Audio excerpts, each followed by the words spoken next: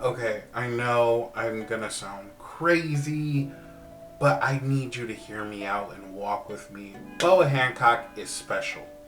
Walk with me.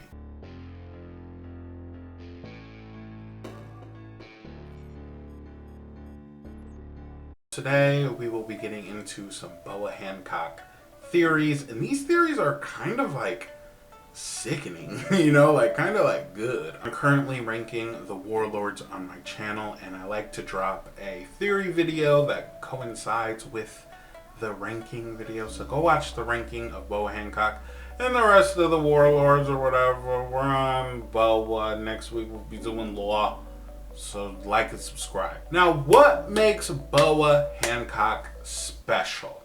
Well, let me tell you why. The Mara Nomi, or the love fruit, okay? Walk with me. The theory goes like this. A previous user of the love fruit went on to freeze the poneglyphs in time, turning them into stone, the stone that we see them now. With an awakened version of this fruit, I can definitely see that being a possibility, turning inanimate objects into stone, I guess. I don't know who came up with this theory, but it's interesting. Now, where this comes from is really Roger has the voice of all things, and he hears or senses a presence coming from the poneglyphs as if they were speaking to him, which is very fucking interesting. I always thought that was interesting when I first heard about that, because that is an ability with the voice of all things to hear things from inanimate objects. And it would make sense on why Blackbeard wanted this devil fruit, you know what I'm saying? Because I said it again and I'll keep saying it, Blackbeard knows more than what most people in the story know. And if it wasn't for Ray Lee, he would have this fruit, okay? Now, if this is the case of the past user of the Nomi turning the stones into stones, I guess, what would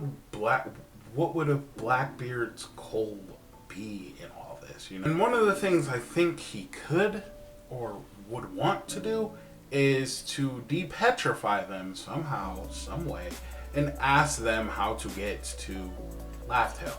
I don't know. We don't know if he has the voice of all things. He could, but we do know that he doesn't have anybody on his crew right now that can read poneglyphs, so he doesn't really know how to get there. Pudding, everybody's saying that Pudding, he's gonna take the memories or some bullshit, with Pudding, which, okay, it makes sense in retrospect, but I like this. Kind of. Now, this theory is good, okay? I can hear the people in the back telling me to shut the fuck up. I know. But I think it's more than that, okay? Personally, I think an old user of the Mara fruit definitely petrified something or someone. Who would this be, and why is Blackbeard so interested in it? And like I said, Blackbeard is in the knowing. Okay, what or who does he know that is petrified, that could be unpetrified, that could help him in a situation or get information out of them? Now, some might say rocks, or his dad, or his mom. But I mean, yeah, I can see it being rocks, but I don't know. Rocks is dead, 100% dead. I'm convinced. We don't know what happened with his mom, but it would make sense. What does she know that, would be so... I don't know. She could know something, But I don't think it's his mom or rocks. I think it's Davy Jones. I love Davy Jones theories in One Piece. You're asking why? Why Davy Jones? Why was Davy Jones petrified? And why does Blackbeard want him free? Because that could possibly be the will of Davy. Okay, we already know the will of Davy exists.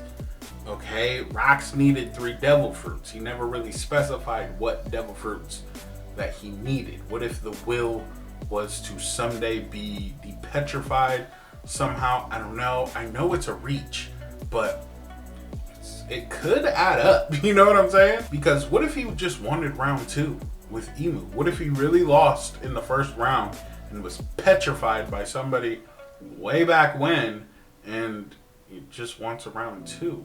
And it's never stated that Davy Jones is actually dead. In fact, Robin even states he was cursed by the devil to live on the sea floor, where he still resides to this day. Is that not interesting to you? You know, like, I don't know. There's definitely something up with the Davy Jones character. I feel like some people are looking at him as he was a bad guy, maybe, possibly a bad king, and then Emu saved the people of One Piece.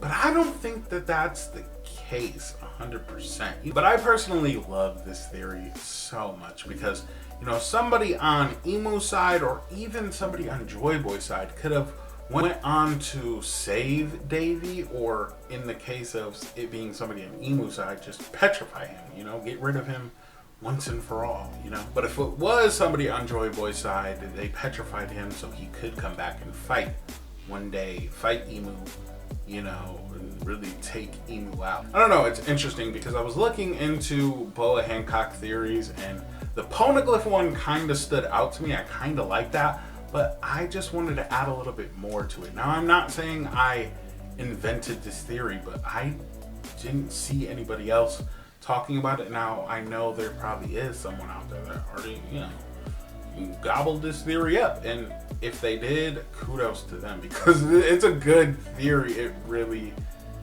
is. So for a little recap for this Boa Hancock theory is a past user of the Mera Mera no Mi turned the poneglyphs into stone. I like that theory, but there's holes in it. So I decided to add more to it, and maybe they turned a person into stone, a very important person, which I personally think would be Davy Jones. That's why Blackbeard wants the Mera Mera no Mi so bad, and he wants to depetrify Davy Jones in order to do, I don't know. And that might be the will of Davy. I don't know. I know I sound crazy. I'm a reacher. Hey. But I just like One Piece theories. Let me know how you feel about that theory in particular. So go check out my other One Piece content. Like I said, we are currently ranking the warlords. I'm having fun here. But I guess that is it. Make sure you like and subscribe. Bye, motherfuckers.